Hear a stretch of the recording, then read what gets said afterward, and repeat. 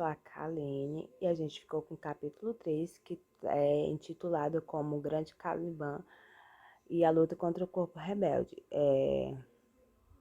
Esse capítulo é o mais curto do livro e tem como foco expor como houve o disciplinamento do corpo por parte do Estado para que correspondesse assim uma lógica mais produtiva sobre o sistema capitalista.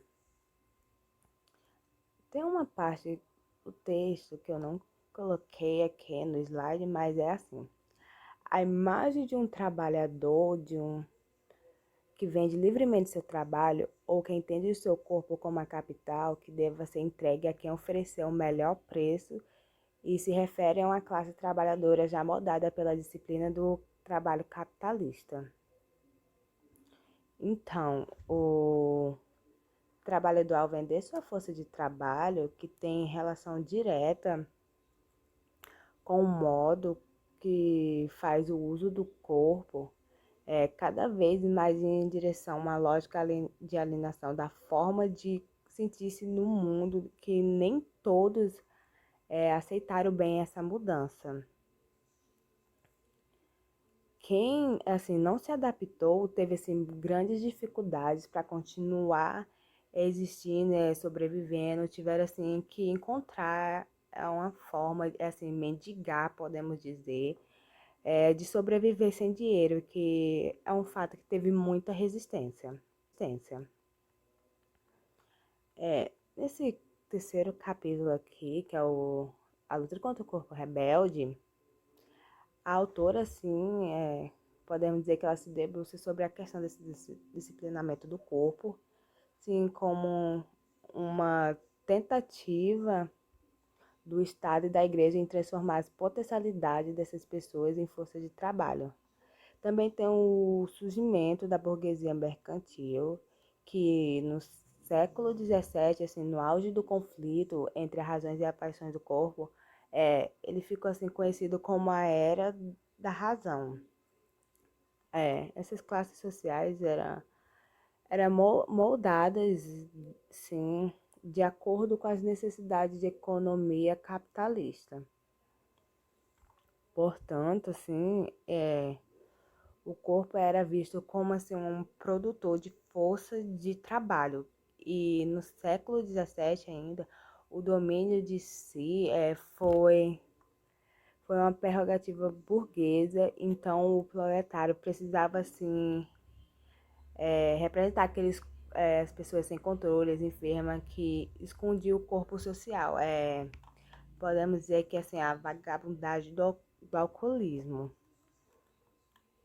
Nesse capítulo 3, a autora resgata assim, muitas teorias, como citando Marx, o Descartes, o Hobbes, porém ela faz uma dura crítica sobre esses pensadores e abordava o período da caça à bruxa e eles desconsideravam o real motivo desse fato histórico no processo da transição pelo capitalismo. E falando nisso, a acumulação privativa de Marx era assim, para ele era um processo de instauração do capitalismo industrial que permitiu que a burguesia não detonara de títulos de nobreza obtivasse privilégios a partir de expropriação de terras e meios de produção camponeses. Os comércios coloniais mercantilizados também favoreciam assim, uma acumulação privativa que, com a chamada Revolução Industrial, e a acumulação privativa evoluía para as formas assim, pelas formas assim, de acumulação capitalista. E já para a autora, a Frederice, a acumulação privativa não era superada por sendo assim sendo ainda uma das bases capitalistas. Ela relaciona o trabalho reprodutivo não remunerado e criador de forças de trabalho para o capitalismo como mais forma de acumulação privativa. E segundo ela mesma, ela situa sempre essa expropriação de perseguir. A acumulação privativa não era superada por sendo assim sendo ainda uma das bases capitalistas. Ela relaciona o trabalho reprodutivo não remunerado e criador de forças de trabalho para o capitalismo como mais forma de acumulação privativa.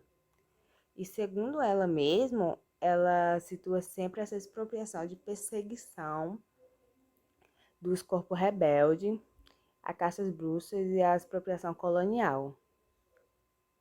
Esse marca assim, eles são esses marcos por início do ciclo capitalista. E a autora gosta de reforçar muito que o capitalismo, apesar das crises e tensões, sempre renova na atual e continua privatizando isso. Aí aqui no slide fala que o corpo então era visto como uma forma motriz e responsável pelo trabalho e pela produção. Começa então a curiosidade pelo funcionamento do mesmo e o corpo então é a sua capacidade de trabalhar virou bem para o capitalismo. Porém, o valor do trabalho era considerado maior que o valor do corpo. Houve uma destruição de valores que colocaram o corpo em conexão com o divino e as forças da natureza, porque essas crenças eram místicas e atrapalhavam o projeto do poder do Estado burguês. A partir de quando começa o movimento feminista, na década de 70, que eles costumavam se referir à política como a política do corpo. E na história do capitalismo, vimos que as mulheres foram submetidas a uma disciplina muito mais intensa que os homens. E vimos também que o capitalismo ele se apropriou-se da vida, do trabalho e até mesmo do corpo dessas mulheres. E que o controle do Estado, né, o Estado ele tomou controle sobre a capacidade reprodutiva e da procriação e sexualidade da mulher.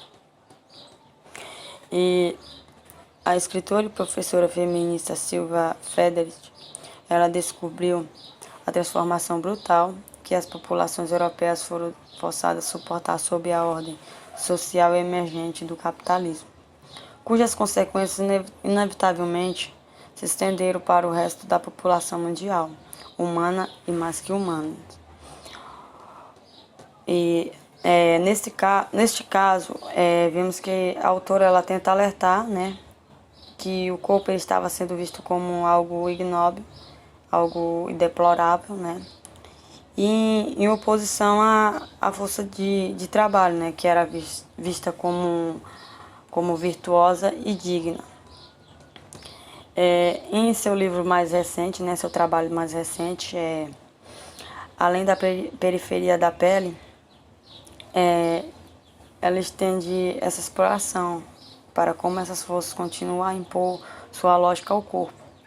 Desde o papel que as ciências sociais e o estabelecimento médico desempenharam nesse processo, até a falta de imaginação da política institucional na abordagem da raiz desse problema. Então, vimos que aqui, nesse terceiro capítulo, né, a autora ela chama a atenção de como o capital e o Estado eles se apropriaram do corpo das mulheres e o transformaram, né? E aí podemos ver que no terceiro capítulo, né, ela começa a falar sobre o corpo no capitalismo, o que as mulheres passaram, né, no capitalismo, o que elas foram submetidas, né? E no seu livro mais recente, né, que ela se aprofundou, né, nessa questão do corpo da mulher, né, de como o seu corpo é usado. E E ela começa a trabalhar nisso, né? Ela vai examinar a luta das mulheres para se libertar seu corpo do domínio do Estado. E aí ela acaba mais até abordando outros assuntos em relação ao corpo, como o aborto e entre outros assuntos, né? Então é isso. E obrigado pela atenção de todos. Então, gente, meu nome é Rafael. Hoje eu vou falar um pouco sobre as gravuras que o texto relaciona, o capítulo 3. A primeira, que para mim é a mais importante, é a Câmara de Tortura, gravura de 1809 por Manet em Joseph Lavallee. Bem, aqui já, como o nome já diz, retrata a tortura na época, principalmente que as bruxas sofriam. As mortes não eram só feitas apenas por fogo, né? Eles não amarravam a mulher em um tiraço de madeira e tacavam fogo nela. Existiam vários outros tipos de tortura que levavam à morte. Um deles que ficou bem famoso, que é o cavalo de Troia, que é um cavalo feito de madeira, e na parte do corpo, que é onde a mulher devia ficar, né? Era um formato de V mais ou menos assim. Era um V assim. E de vez em quando outro eles colocavam algo afiado, tipo uns pregos, pra ficar por lá. E a mulher que ficava nua sentava ali. E para piorar a tortura, eles colocavam pedras, rochas, eles amarravam rochas super pesadas nas pernas da garota para ela descer mais. Então, algo bem pesado assim, que na época corria muito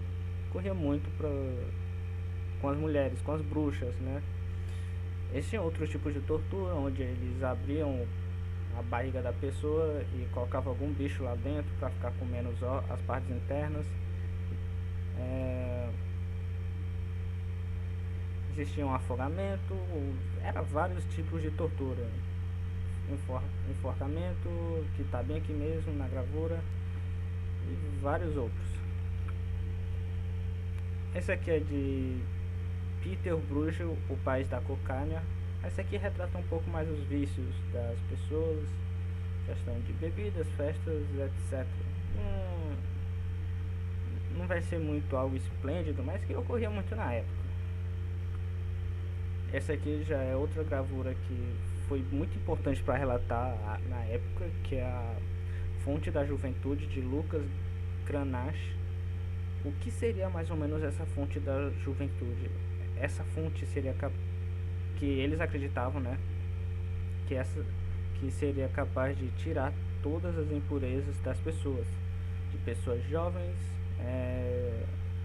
de mulheres também. Então, o que eles viam de impuro na época, quando eles não torturavam, eles jogavam aí na fonte da juventude. E é isso, aquela época foi muito marcada pelas torturas, né? A questão das bruxas, as bruxas, entre aspas, elas sofriam muito com várias torturas e etc. Por parte da igreja também, os reis. Então a mulher naquela época era algo muito tratado mais como um objeto. E até mesmo as que estão no poder não eram grandes coisas assim em comparação aos homens, né? E essa foi a minha parte, eu só vim falar um pouco sobre as gravuras mesmo. Espero que tenham gostado.